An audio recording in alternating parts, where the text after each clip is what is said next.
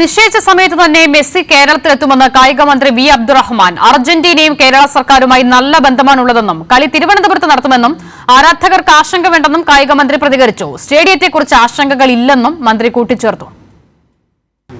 അദ്ദേഹം പങ്കെടുത്താൽ മറ്റ് പ്രശ്നങ്ങളൊന്നുമില്ല. അവർ ഒക്ടോബറിലോ നവംബറിലോ കേരളത്തിലെത്തും, കളിക്കും. മറ്റ് തടസ്സങ്ങളൊന്നും ഉള്ളതായി ഇപ്പോൾ എനിക്ക് തോന്നുന്നില്ല. നിലവിൽ അർജന്റീന കേരളത്തിലെത്തില്ല എന്നുള്ളൊരു വാർത്തയൊന്നും ഇല്ല. നിലവിലുള്ള തീരുമാനപ്രകാരം നമ്മൾ ഉദ്ദേശിച്ച സമയത്ത് തന്നെ അർജന്റീനയും മെസ്സിയും കേരളത്തിൽ കളിക്കും. നമ്മുടെ കേരളത്തിൽ തന്നെ 2 സ്റ്റേഡിയങ്ങൾ ഇതിന് ഉപയോഗിക്കാൻ പറ്റും. അത്തരം കാര്യങ്ങളൊന്നും ഇതിനെ ബാധിക്കുന്നില്ല. എന്തായാലും മറ്റാശയങ്ങളൊന്നും വേണ്ട. ഷാജഹാൻ ചേരുകയാണ് വിവരങ്ങൾ നൽകാൻ. ഷാജഹാൻ, മെസ്സിയും അർജന്റീനയും കേരളത്തിലേക്ക് വരില്ല എന്ന വലിയ പ്രചാരണങ്ങൾ നടക്കുന്നതിനിടയിലാണ് മന്ത്രിയുടെ പ്രതികരണം വരുന്നത്. മെസ്സി വരും എന്ന് ഉറപ്പിക്കുകയാണോ കായിക മന്ത്രി?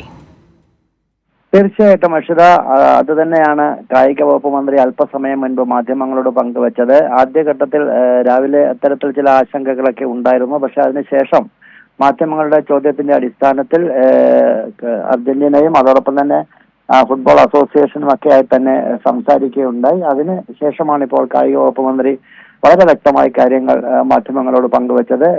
ഏതായാലും മെസ്സി വരും, കേരളത്തിൽ വരും, കളിക്കും. അത് ഏത് ടീമുമായിട്ടാണ് കളിക്കുന്നത്, ഇത്തരം കാര്യങ്ങളെ കുറിച്ച് ചില ആശങ്കകളുണ്ട്. എന്തായാലും 50 റാങ്കിന് താഴെയുള്ള ടീമുമായിട്ടായിരിക്കും മെസ്സിന്റെ ടീം കളിക്കുക എന്ന് അദ്ദേഹം വ്യക്തമാക്കുകയുണ്ടായി.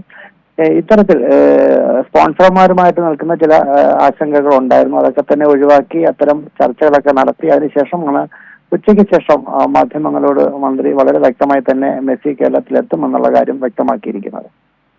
ശരി, ഷാജഹാനാണ് വിവരങ്ങൾ നൽകിയത്. മെസ്സി വരുമെന്ന് കായിക മന്ത്രി അറിയിക്കുന്നു.